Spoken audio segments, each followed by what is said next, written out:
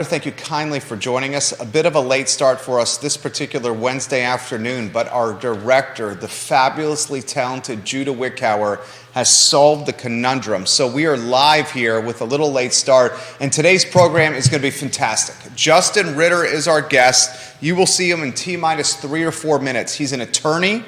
He works on the front lines with small businesses, mature ones, brand new ones looking to sell, one's looking to buy. This guy is as connected in the entrepreneurial business world in Central Virginia as anyone is. Okay, so we're going to talk State of the Union here in Central Virginia. And this is a byproduct of yesterday's show.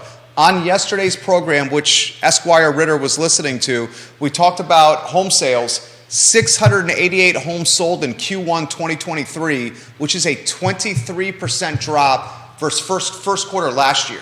We're talking 200 less units and $86 million in sales volume year over year less. That's significant. On the morning real estate show, Keith Smith, who's been in the business for 37 years, says if this housing trend continues, 30% of the agents that are active in CAR will not renew their license. Okay, so that really puts in perspective what's happening here. If 400 of 1,200 total agents choose not to renew their license, you know it's not sunshine and rainbows all the time in this market. Let's hear Scott Morris, the loan officer. This guy's production is the second most production in Ross Mortgage, a company that's in 24 states. He's got a significant footprint, Scott Morris. Do you have that sound ready to go? Yeah. All right, let's cue that sound up in 3, 2, 1. Let's play it. Standpoint. So here's the question I throw to Scott, and as Judah marks the time here, how do you characterize what's happening now? How do you characterize this real estate ecosystem in Central Virginia currently? So there's a tightening, and there's a ton of what I call dead inventory, and that's people who were in low wage, low salary positions who qualified for mortgages at sub 4%, who now cannot take the existing credit card debt that they've grown post-pandemic, along with any student loans or just the life that they have become accustomed to existing in, and then sell that house, pay those debts, and qualify at a house that is equal or better than what they're in. They would be downgrading or transitioning to something probably further away in location for the same type of property. And then on top of that, you've got a number of people who just aren't ready to make the move because there's not enough inventory to support that. So what you're truly seeing is people who are moving for death, divorce, job, and retirement. And that is the inventory that we're focused on, people coming in for jobs, and there's more people coming in for jobs as job growth exists, so that's why we're continuing to see an appreciation in value. You're going to see a number, and I think Keith and I talked about this off camera before the show, you're going to see a change in the number of professionals in the industry, and you're going to continue to see a very competitive environment no matter what the interest rate level remains at for the rest of the year. Although the big mortgage world pros say fourth quarter is going to be the biggest quarter of the year, and to that I say, let's go, baby. All right, that's Scott Morris, guys, of Ross Mortgage on housing. We're going to welcome Justin Ritter in T-minus 30 seconds. Yesterday's show, 688 units sold in Q1 2023. This time last year, close of first quarter, 23% more units sold, $86 million more in sales volume sold last year versus this year. The crystal ball from a lot of agents that have market share is a third of the CAR roster is not going to renew their license potentially because of the drop in inventory sold. Judah Wickower is our director. Let's go to Justin Ritter on a studio camera, then a two-shot here. You listened to yesterday's show. One thing I know about you is you're as connected as anyone. I'm grateful for you coming here. I can't wait to learn from you. What struck you from yesterday's show? And then we'll do the introduction with you for the viewers and listeners. I think the commentary, and I don't recall, and thank you for having me. Absolutely. Thank you for joining us. Yeah. I would say, I think it was the commentary related to, and I don't know if you used the phrase sunshine and rainbows. I think you used it again today. It's the question is like, where are we? Are we actually insulated because we're a university town as compared to other places? And I thought about that. I've been thinking about this a lot, and just really trying to get a read from my clients, from contemporaries, from friends, colleagues. What is going on right now? And I think the TLDR on what I have to say today is that, I don't think we are fully insulated.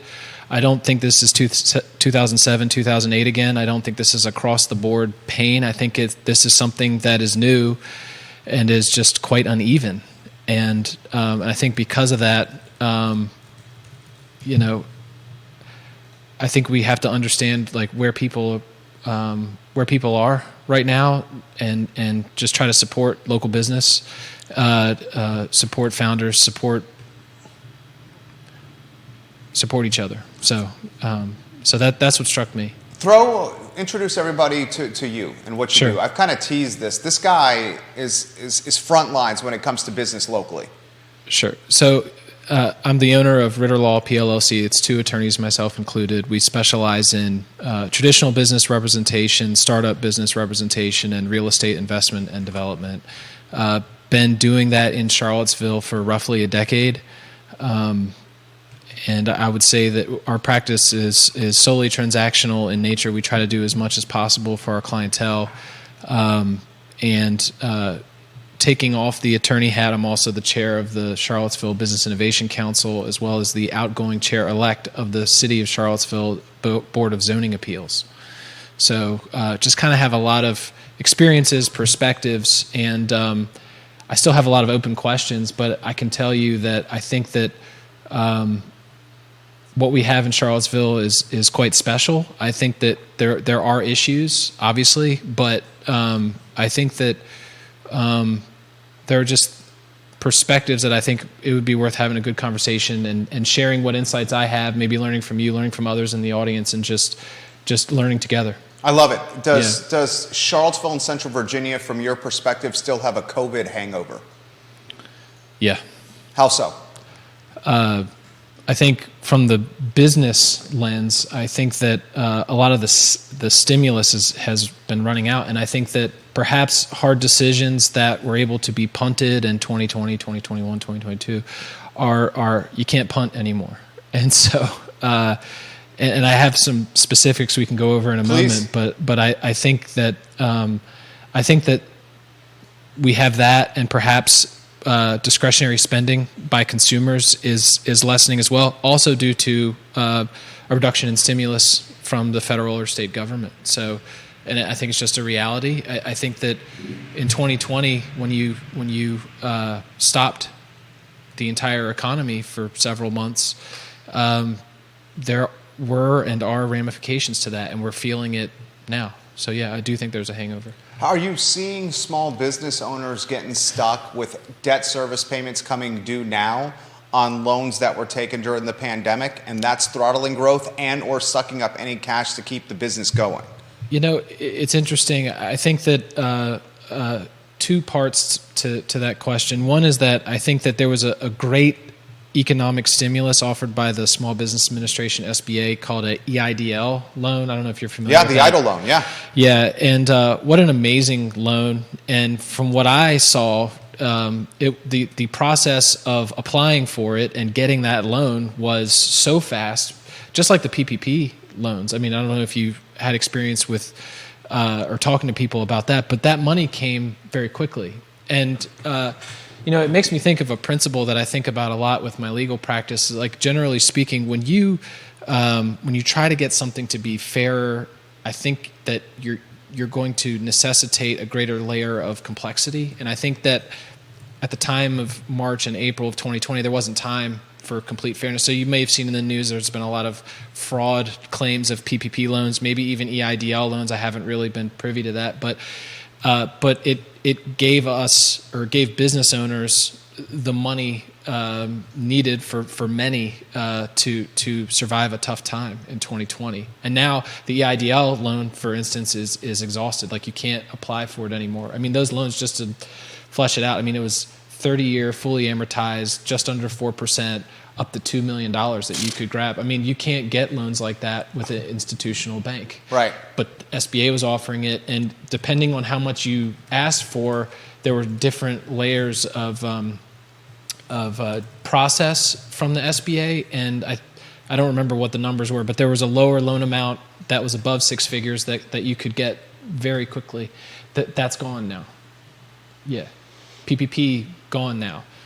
Employee retention tax credit still available. Perhaps many businesses have already taken it and are receiving checks or waiting for checks to come in the mail. And so these are all three stimuluses. I believe there's some state and maybe some local ones as well that the money is the free money is drying up. Do we just prop up businesses that otherwise were not actually businesses through this 3-year period of time? And as a result, we have this very Darwinistic dog-eat-dog world out there now, and this is what's happening. Yeah, dog-eat-dog. I don't know if it... Perhaps there are some businesses that should have failed that survived because of these loans. I'm sure that's the case. And now with the money drying up, it's there's nowhere to hide. Exactly. You have to perform or not. And I'm a big believer that necessity is the mother of invention, and I think we're seeing that. I'm seeing that in real time because people are adjusting, and they see loan obligations ballooning. They see that maybe their expenses are going up or they need to be trimmed down because the revenue is going down. People are making tough decisions right now, and I do believe that this is not going to be 2007, or I don't believe we're in 2007, 2008. I think this is a better circumstance. Not to say transitory. I know that word is almost played out. Yeah. But I do think that we will recover from this. And the TLDR for my bullet points that I have here is that I think that we're going through some pain right now, but I think it's uneven, and I don't really have a good lead on like what trends or like what's working, what's not working. I'm intrigued by what you mean by uneven pain. Yeah, well, I think perhaps office right now it could be painful for folks owning those assets. Perhaps even retail real estate ownership could be tough right now. I think perhaps restaurants as well, finding the right labor for that. Being able to successfully transition from people having proclivities and to eat in to now, I'm hearing a lot from restaurant clients that the percentage of takeout ordering is just skyrocketed. So like, can you have you transitioned that properly as a business owner? And so I think that right now I have some clients that are so busy that I can barely get a hold of them. And I've got others that we're making hard decisions together, whether that's reductions in workforce, how to figure out how to pay creditors. I mean, these were not calls or work matters I was doing with as much frequency as today 2 years ago. Fair. How about the opportunity that's on the horizon for those that want to pursue opportunity of business purchase? It seems we both feel the opportunity for this type of endeavor is significant here. I think that the opportunity for small business ownership and acquisition is maybe one of the best asset classes to invest in. And I'm comparing that to public stocks, to startup investment, to real estate investment. Owning a historically successful business, and then maybe after you buy it, innovating from there, I think is just an incredible opportunity. The SBA, Small Business Administration, makes buying business assets much easier, although more complex, than perhaps going through an institutional lender for traditional business purchases or real estate purchases. And as of May 11th, the SBA came out with new rules that I think that if they are implemented, we'll probably know by the end of July, will dramatically change the ability of people to take on small business ownership for less risk. And specifically, not to dive down a rabbit hole, but right now, if you acquire a business through like an SBA loan, you got to buy the whole thing. Now they're proposing rules where you can make partial acquisitions. Wow. And that, so you don't have to put fractional as much risk. Small business ownership Yeah. through loans financed by the SBA. Yes, that is amazing. Yeah, proposed as of last week. So we have to go through the rule-making process. But if this happens... Makes small business ownership more approachable for the masses. Absolutely. Because you don't have to have the lump sum to purchase it all. You can buy a lion's share. And could the small business owner, this is why I love this guy here. My mind is going 1,000 miles an hour because of this. Could the small business owner crowdsource outsource Yes. minority stake in his or her business by suggesting fractional ownership with an SBA loan? I think you could, yeah. That's essentially, in a lot of ways, selling. That is almost how you IPO a business, but you're doing it at a much smaller scale. Yeah. Is that pretty much what that is? You could do both together. With these loans, you could potentially do it yourself or with friends, because the barrier to entry is much lower. Why I love this. Why was this something that was considered? Just because they wanted to make this more approachable?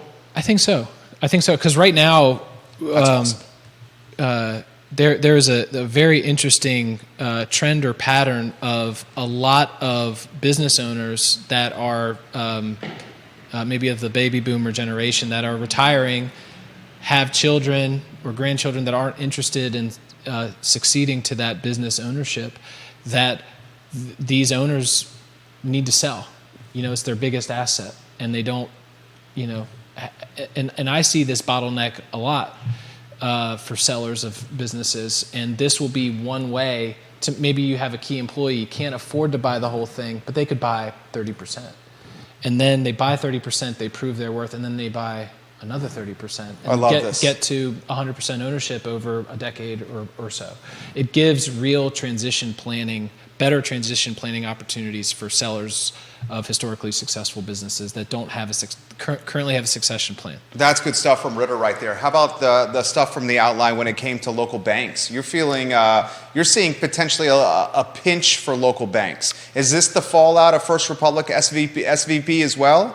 Or is this isolated from Silicon Valley Bank and First Republic runs? It's hard to say, but my best guess is that there is an aggregate or a macro, from a macro level. I think that our regional banks are getting hurt with their share prices right now, and I think that I don't know the health of their loans that they're portfolioing or holding, but I do think that all the loans that I've dealt with with regional banks, I thought all of them made perfect sense. I never thought a single loan was like, wow, that bank is, they're stretching it. Like, this business is if anything, I've thought the opposite. Like, man, these banks are just so conservative as compared to, like a private equity investment where someone's just like, yeah, I'll pay for it. And so, from my lens, I think our banks are going to hold strong. I bank with a local bank, and I'm not going to put my deposits elsewhere because I'm afraid of, regional bank failure. I'm just not going to do it. They've been so good to me. I'm not leaving. So yeah, and I think there's a trend. But you do put it in perspective, though. I mean, Blue Ridge Bank, I'm reading here, 50% in share price down since June of last year. Yeah. I mean, this guy comes prepared. He has Virginia National Bank down 25%, their stock since February of this year. Atlantic Union down a third since February of this year. Bank of a James down a third since February of this year. That's all at the same time of SVB and First Republic. That's right. And I think it's an unfair result. Maybe folks received emails of assurances from their local banks shortly after Silicon Valley. I think they did. Many did. Yeah. And I think that I at least trust our local banks. I'm not going to go to J.P. Morgan or Bank of America because I'm afraid of what's to come. I do think, going back to my commentary or theme of unevenness, perhaps they're holding some, office or other loans that tenants have left, and balloons are coming up and higher interest rates are going to hit. But to my point about necessity is the mother of invention, I think that there will be people that will adjust and hopefully solve problems that currently exist. For example, if you've got an office space that's lagging in tenants, do you convert it to residential condominium units? I'm not seeing that yet. It's possible. I think it's economically difficult. Very. But, because the plumbing's different, the windows are different, so there's, different infrastructure changes that you'd have to do. But I do think that, again, necessity will create invention. And I just, I think my business representation and representing founders has made me a very glass half full kind of person. Like, I just believe like in us, you know? And Me too. so I don't think that this is going to be what 2007, 2008 was. Comments coming in fast Yeah. for Justin Ritter here of Ritter Law PLLC. Jason Howard says small business staffing difficulties as it becomes harder to compete with Amazon and other multinationals on pay and benefits. Are you seeing more automation like kiosks at Sheetz or McDonald's?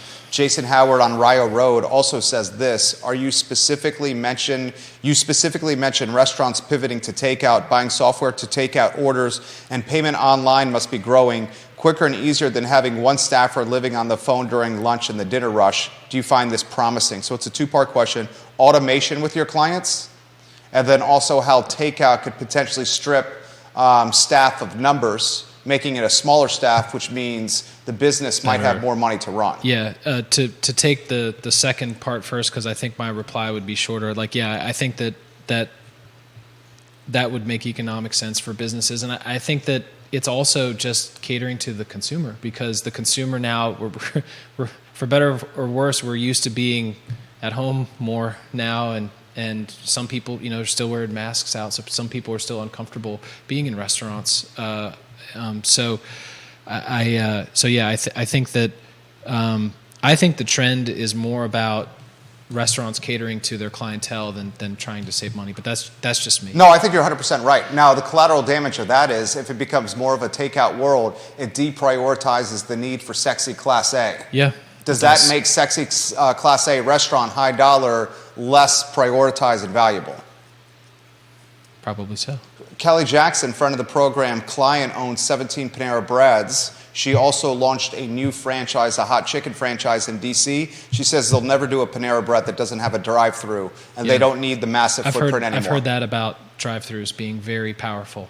So I guess to the part about automation, I think that, you know, it's interesting. I have in my notes here a section about solutions towards the current problems we have, and one item that I didn't have, and I went back and forth on it, and but I added it now, was about talking about AI and as a solution can also be a problem. Yeah, you know. So, but I cannot tell you the amount of AI activity that's coming through here. It's shocking. Put that in perspective. Shocking. It's just everywhere now. It's people starting AI-centric companies, and you know, I guess to be quite candid, I don't really know what they're doing, but AI's in there. Yeah, and, but I find it very interesting because our firm uses it every day. You know, and how so? In what regard? Legal research. So ChatGPT. ChatGPT 4. Okay. They've got a whole bunch of plugins that just came out this week. Started to use Bard, which is iffy. Google. Yeah, we've also created an auto GPT bot, which like runs auto queries. We're on the wait list for Poe, and we're on the wait list for some legal AIs. And I think, you know, I would say the first few weeks, I was like, do I need to be watch out for my job? Right, you know what I mean? And that's what that. everyone's reaction is. But like, I think now that I've actually been using it and grappling with it, I think it provides a tremendous opportunity to be way more efficient and get work product out more quickly, cheaper. And I think it's not just legal. I think a lot of professional services companies will benefit from the use of AI. Can it reduce potentially certain expenses, maybe payroll, which I know makes it a touchy subject to talk about, but for some of the administrative things, I think yes, maybe not right now where it is, but in a year from now, yeah, I think so. When does John Blair watching the program? He's got a question from you from Stanton. John, I'll get to your comment on LinkedIn here shortly. What is this AI and this ChatGPT and all the various innovative knowledge resources that we have coming on the very near horizon? When can that potentially replace, say, like a paralegal or an actual human on a law firm roster? Are we anywhere near that? I don't think so. Okay. I think that there is still a human element. I mean, Bard will straight up tell you false facts, and so you have to do the due diligence. I think what it does is it doesn't replace as much as it makes more efficient. efficient, but also it's like being a worker on steroids. I mean, you're just like, you're getting answers so much faster, and they could be wrong. You have to sift through it. But for example, when the new SBA rules came out on May 11th, I was reading on LinkedIn, there's an attorney that I follow out of Texas that was saying, oh, seller rollovers are possible. And I was like, oh, wow. Number one, I probably should admit that I didn't know what a rollover was. I don't know what that is. What is that? It's essentially when you buy a business from a new entity and the seller rolls over their equity into the new buyer entity. Okay. Yeah, and so that's to the theme of the partial buyout. But it's a way, they were arguing that it's a way to help the acquirer, the partial acquirer, avoid certain personal guarantee requirements, and just a very ideal lending situation that they thought was possible. And I was like, well, that's the best loan I've ever seen. So I went to Bard and I said, here's the URL, like is this true? And it was like, boop, boop, boop, boop, yeah, it's true. And then, you look at it and it's like, yeah, there it is, so yeah.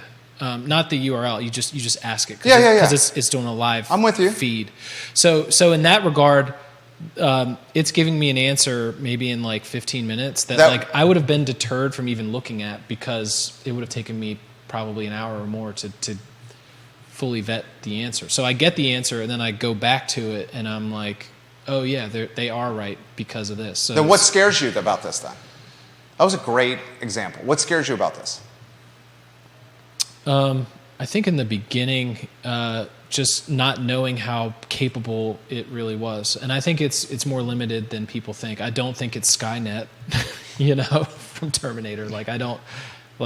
Great reference. Yeah, God willing that never happens. And, yeah, please. But I think it's just a great tool and it's a great enhancer. I don't think it's a replacer yet. Do you, Justin Ritter, guys, our guests, comments coming in fast and furious. John Blair, the attorney watching on LinkedIn, he says the conversion of commercial to residential is a genius idea. Office to residential conversion is a very, very, very good idea. That's something I've considered here. I do want to emphasize that it is very, very, very, very, very costly. Yeah.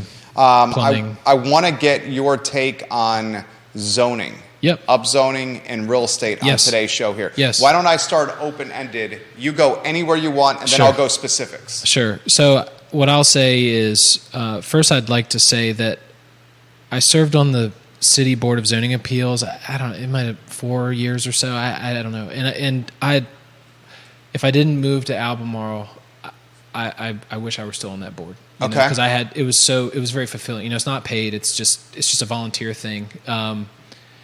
Maybe it's because I actually get to decide things for once instead of my clients telling me what to do. But anyway, but we hear case after case where people need variances or they need certain exceptions to the zoning in Charlottesville.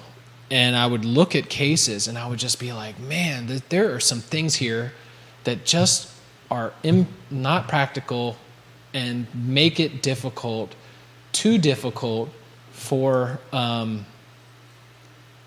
us to properly develop into something that creates a nice, livable community. I'll give you one example that I think about regularly.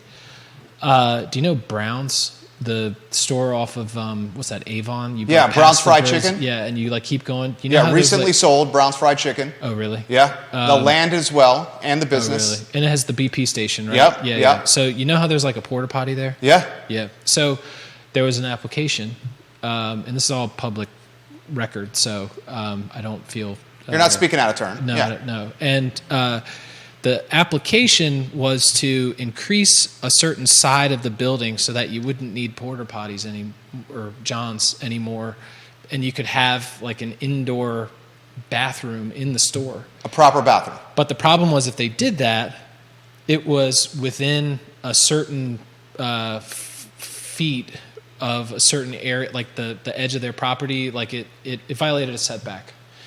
So they were seeking a variance. And because of the code, you interpret it very narrowly, lost it.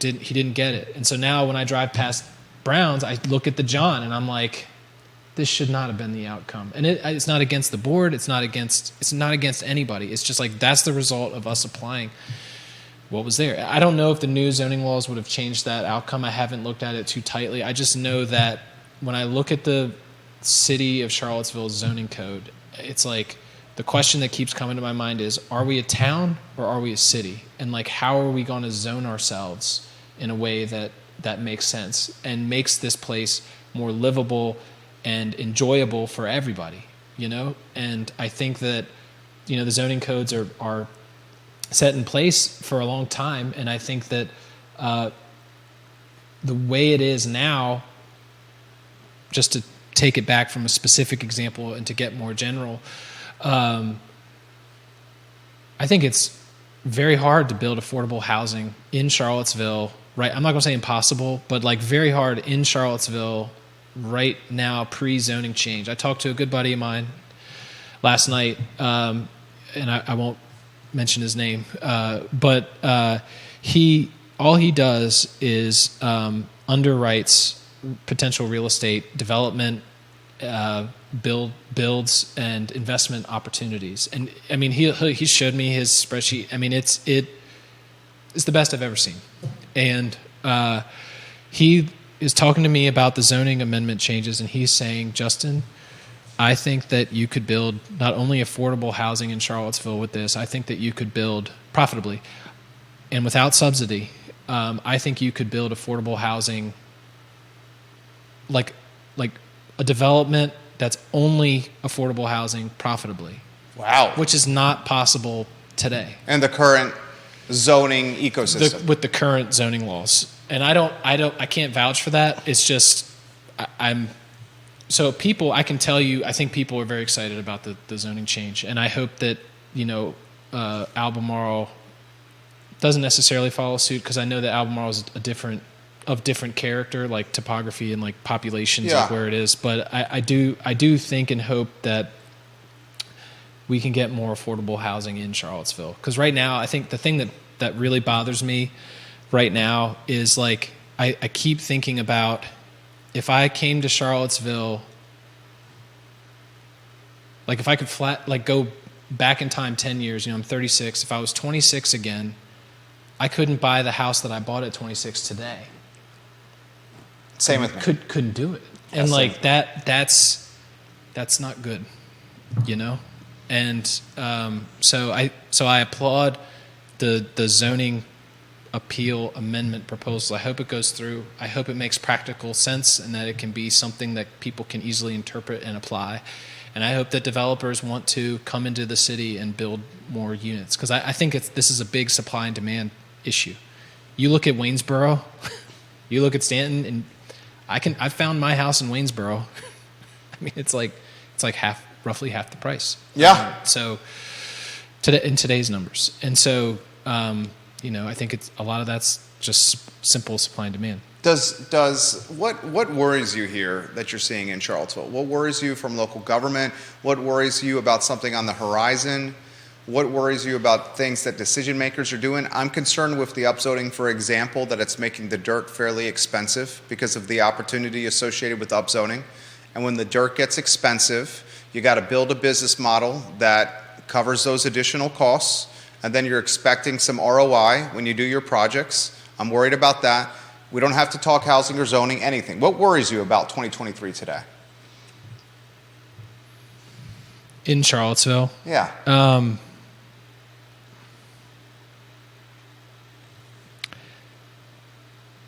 You know, there's a few things running through my mind, but I think, you know, one thing I wanted to talk about on this show was a recent book that I read called Flywheels by a guy named Tom Alberg, who talked about the flywheels of Seattle, which is the second largest technology hub in the U.S., right behind Silicon Valley, over like the last like 50 years, 60 years.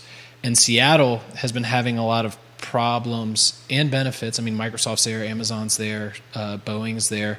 But Seattle has some of the problems, and San Francisco, that like, I don't think we're there in magnitude, but I'm concerned about our livability flywheel, so to speak. I think there's two flywheels that I'm focused on. One is the economic flywheel, which I think in Charlottesville, for the town our size, is fantastic. I mean, I've lived in like 10 plus towns. This town rocks, man. Like I'm not going anywhere. Same.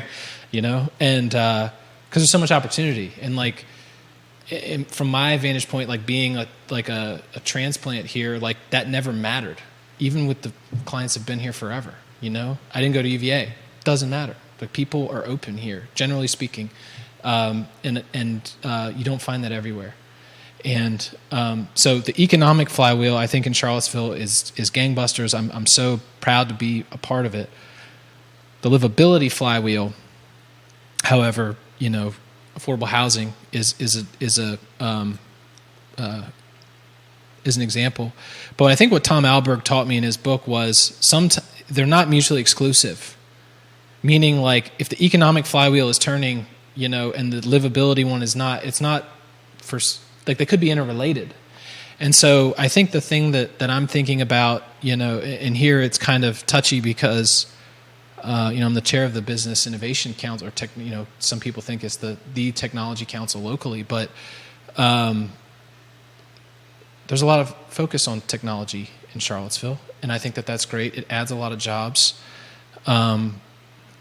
But I think at the same time, is that indirectly causing prices to go up? Yes. A whole bunch of people are coming here from all over the place. I think that's great.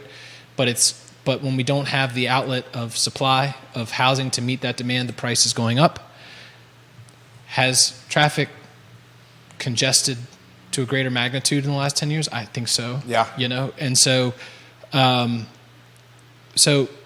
I guess for me, the biggest takeaway I've had, or thinking I've had in the last few months, is just that, like, they're not two separate things. And I think in Charlottesville, when I saw the Bonumos announcement and when I saw the Agrospheres announcement, I thought that was great. You know, I don't know if you saw the Lego manufacturing facility in Chesterfield. I think that's awesome. I think that's awesome too. You know, because like, you know, my father worked at a factory, and it's funny, like it was a huge factory, tons of jobs. Everybody knew each other. People weren't commuting in and out, you know, based on your economic level. Like people like kind of all lived together. And, you know, I would like to, and hope to see more of that with the zoning changes. You know, I would just like for us to all be just, you know, one community, you know, here together. And, you know, if housing is not affordable, how does that happen, you know? And so, you know, there are other issues, but I think for me, the biggest takeaway I've had is that, you know, we can't just open our doors and just be like, oh, just, you know, all this technology coming in, which is great, but in isolation, we also need good jobs for, you know, manufacturing jobs, you know, like blue collar jobs, like jobs that people can build careers off of and afford to live here. Offer the Kansas City comparison. Sure. Justin, you're on fire right now. Oh, thanks. Do you mind if I do Kansas City and San Francisco? Sure, please. So this is good stuff right here. So it's interesting to me because and I'd like to preface this with, I think one of the best things that I've done within the last 2 years of like understanding what's going on is simply to use the follow button on LinkedIn. I used to never do it. I used to just like connect with people that I knew, and everything I was seeing was here. And now I follow people like crazy, and I'm following different regions, and I'm seeing what's going on, and I'm following the news, and I'm comparing it to what's going on in Charlottesville, you know? And I think what's very interesting to me about Kansas City, actually learned through the Alberg book, Flywheels, is like they have a humming scene right now of business activity, but also livable. And what I would suggest for folks who like haven't even, like maybe don't even know where Kansas City is on a map, like I probably couldn't point to it myself, but if you look at it like on Zillow and look at the homes in the city, I mean, you'll see a really nice house for like a third of what it would cost here in Charlottesville. So what are we talking, like 200-300? Yeah, for you know, 3,500 square foot, you know, maybe not a garage, but like in the city, like walkable. Walkable, like near parks, and it's like great. it looks nice, right? Yeah. And so I think, again, economic flywheel and livability flywheel. And so the livability flywheel is going crazy right now in places like Kansas City. People can move there, especially people working remote, perhaps in technology jobs that are there, that can live more affordably, and because of the ease of that pressure, economic pressure, they can do other things more comfortably. But then you contrast that to San Francisco. I follow San Francisco news right now more than anything because I just think it's just so much is going on there right now. It is insane. They can't keep CVS pharmacies open at San Francisco because people are group raiding and robbing these locations. Yeah, and nothing's happening. And nothing is happening. Yeah. He's exactly right. Nothing is happening. Yeah, I mean, I think they've recalled their district attorney. Yep. I forget his name, but so I think about San Francisco and the livability aspect. It's having a high outbound migration right now of residents. It has a tremendously high empty an office vacancy rate in downtown San Francisco, and what are the answers to that? I don't know, but what I do know is this: I think that we're doing a lot better than San Francisco, and perhaps we could look at what Kansas City is doing. Like on the livability flywheel, so to speak. Heather Walker, welcome to the show. This comment's come in. Justin, per your comment about Waynesboro housing being much more affordable, that's where you move for your starter house for a lot of people. This winter it took 2 weeks to get a service on a faulty furnace for us. Jerry mentioned in past shows electricians not even being interested in smaller jobs. If we don't have housing affordability, doesn't the price of every type of maintenance go up for us now that the service company is factoring in a 30 to 40 minute commute when giving quotes? Plenty of roofs and HVAC units to work on over the mountain as well. Jason, your comments always appreciated on this show. I had multiple electricians literally say to me that they did not want a 2 or 3 hour job. That was essentially, I don't know, $300-400. I don't know what they charge an hour. Yeah. They said it's too small work. Yeah. Legitimately saying that. They're only going for the bigger jobs now. That's a great question. So he says if we have to expand the livability footprint, is that going to make service calls even more costly because these companies are having a larger geographical territory to cover? Great question. I mean, but I guess what I would say is that, yes, Waynesboro is cheaper, but I want people looking for their starter home to be here and not in Waynesboro, and I have some thoughts on, of positive things that can be done now to get there, but I don't think Waynesboro is an option right now that people can have, and there's no good alternative in town now. One of your professional colleagues, John Blair, has props for you on LinkedIn. Really fantastic interview. One of the single biggest issues facing Charlottesville and Albemarle is the idea of separating economic and community development in both localities. They should work as one, as Justin is stating in this interview. Thank you. You agree with that? And UVA. Yeah. Don't you think? All three at the table. All of us, and it can't be like we have to come at it together. This from Spencer. Jerry asked Justin his take on what's happening in downtown Charlottesville, and please welcome this guy back to the show, Spencer says. So I've put this on the show many times. You got downtown Charlottesville that is maybe heading the way of the UVA corner, man. It's a few people that own downtown, just like a few people own UVA. Rents every single year, Justin, as you know, you're in this business here, escalating every year downtown. It's gotten to the point where very few businesses are able to thrive downtown. I mean, you got restaurants that are run by successful decades restaurateurs that are not working anymore. The retail outlet is basically saying to me, look, the foot traffic is not there during the week to justify these rents. We need to go somewhere else. So Spencer wants me to ask you, are you worried about downtown, and what do we do to bring foot traffic back? Stonefield, Barracks Road, Ivy Road's becoming a shopping destination. Downtown's got more competition than ever, especially with the internet. Yeah, I mean, that's a tough question. To answer. Because you don't want corporate downtown, big box downtown. Pardon? You don't want a big box brand downtown like we're seeing on the corner. You mean because of the rents? Yeah. And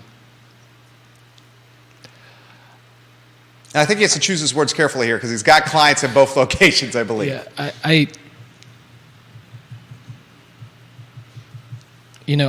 I think there's multiple things going on here. I think one is with the work from home as well. I think there's just like, regardless of like what's happening Less down people. there, it's just straight up less people. I mean, I can't tell you, like I've gone to other cities and I've like walked around and I'm like, you know, DC in particular in like 21 and 22, and I'm like, There's boatloads of people. no, No, it's empty, you're saying. I'm like, where is everybody? Okay. You know, so I think it's a part of that. I don't have a good answer. I wish I did. I'm nervous. Waynesboro does the designated outdoor refreshment area. I'm all about trying to create experiences for people to come here.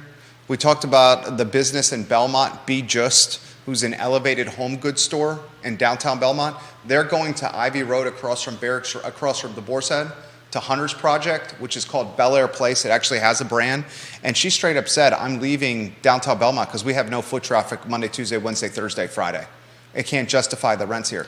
My fear is this progresses because of a number of things you've highlighted. Less people working in the towers during the week, more people buying online during the week, less disposable income, credit card debt in America is at an all-time high. Yeah. I'm worried about the merchants downtown. Me too. Yeah. Do you think government gets involved here, or does that make you even more nervous? Because in a way, that's happening in Waynesboro with tourism and the DORA. I don't know. I hope that Charlottesville realizes the precarious position this little 8-block corridor is in right now, folks. Justin Ritter, our guest, more comments coming in for him. This question from Lauren, how about the exact definition of a flywheel for us that don't know?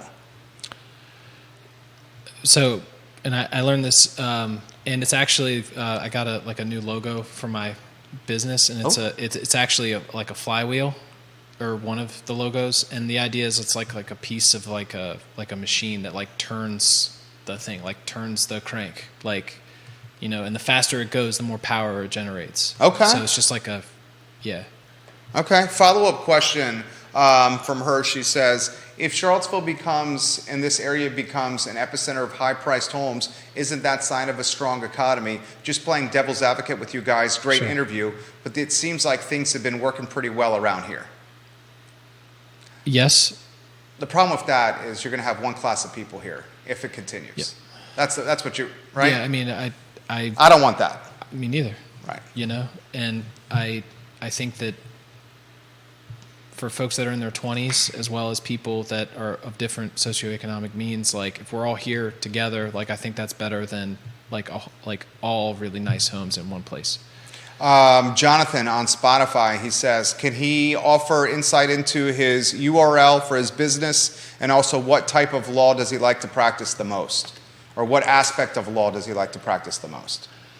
So RitterLawPLLC.com. P, not T. I would say favorite practice area. Can't believe I'm saying this. I probably like getting people out of messy situations and figuring it out. And I think that hopefully AI bots can't figure that one out for a while. More stuff coming in for you. Grayson says, this has been a fantastic interview. The guy that you have on your show right now has represented a number of my friends and their businesses. Please tell him to come back to the show, and please ask him the advice that he's offering small business owners now as they come to market with their ideas. Good comment right there. Yeah, are you offering common advice to everybody? Could you rephrase it? The question? He's basically saying is like, if a business is coming to market, what kind of advice are you offering that's common, not depending on the sector of the business? Okay. So just like common... like counsel that you would say as they try to launch their business. Traditional or startup? Yeah, either one. Either one. Yeah. I mean, I think for me, my job is to take the rosy-colored glasses off and be like, hey, oh, you got this co-founder over here? Oh, it's your best friend? That's awesome. I'm dealing with like 10 co-founder breakups right now. Like, it happens. People have different things they want to do, or people have different levels of commitment, or like they have different visions of the business. Like there are breakups. So like, yeah, so I would just say, like marriage, going into business with folks is easy, but getting out of a marriage or getting out of business together can be difficult, especially once you've become successful. So that would be the first piece. Second piece would be, try to de-risk yourself. Probably not so much legal advice, but just in the sense of like if you can take on investment to the extent you're comfortable, whether it's institutional lenders from a traditional business or like from outside investors, it's probably a good thing overall, depending on the circumstances. I would say if you get a lease, there's just so much. It's just try to stick your neck out as little as possible and say and do as little as possible until you're doing the thing as well. Well said. How about two more? Kelsey says, Jerry, great interview with Mr. Ritter. Please ask him what he thinks Charlottesville is missing besides affordable housing.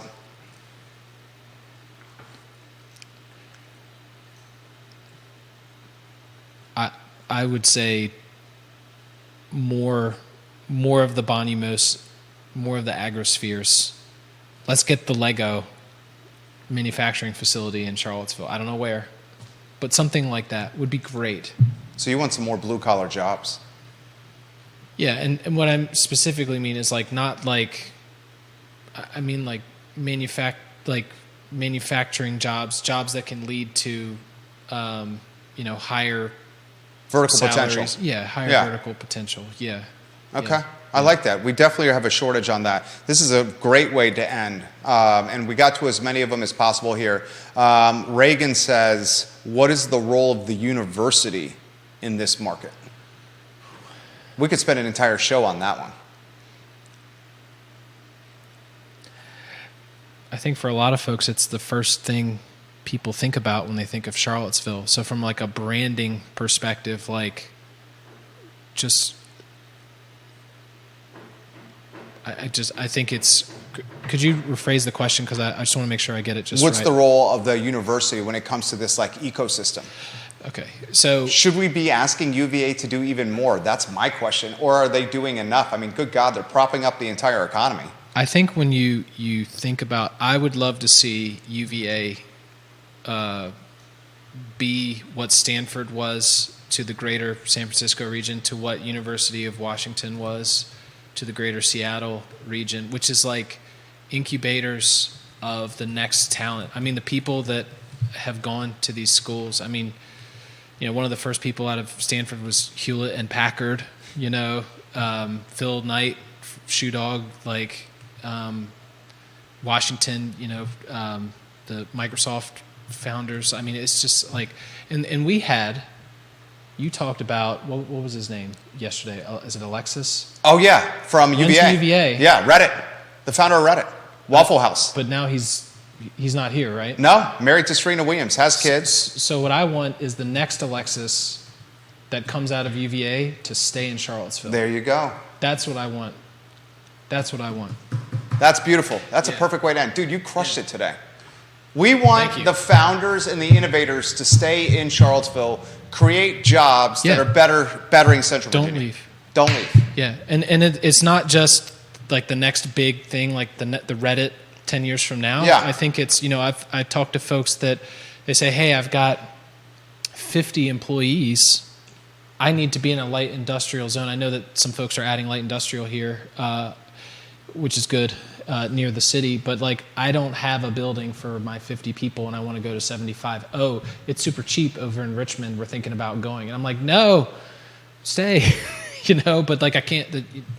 So I would say to UVA, like there will be another Alexis. There's probably one there right now. Yeah. And how can we keep them here?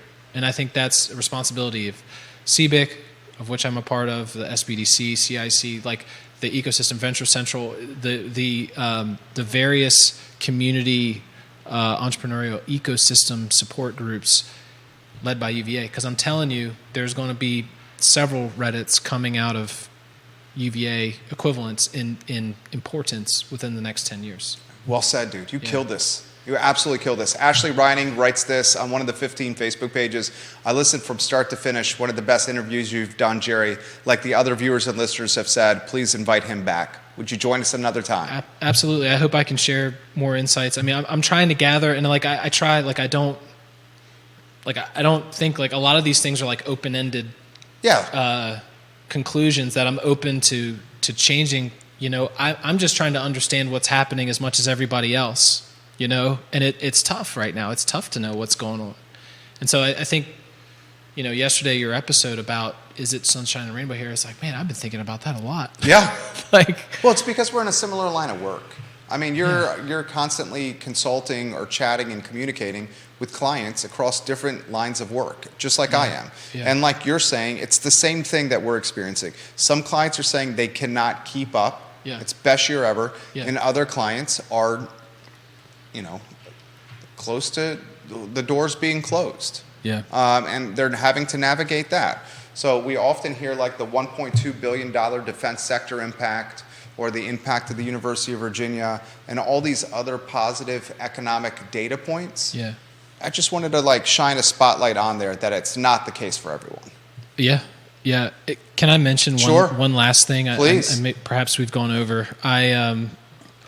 One thing that I'm working on through CBIC right now, and I'm hoping to host an event, hoping this year, one of the big things like talking about affordable housing that I see that could be good, not just the zoning, but like the new emerging technologies as well as processes of building homes is evolving rapidly right now. There's a company called Alquist 3D that built the first 3D printed home in Chesterfield County, I think in 2022, and they're now doing something called Project Virginia. They're building 200 3D printed homes in Pulaski County, Virginia, as of like right now.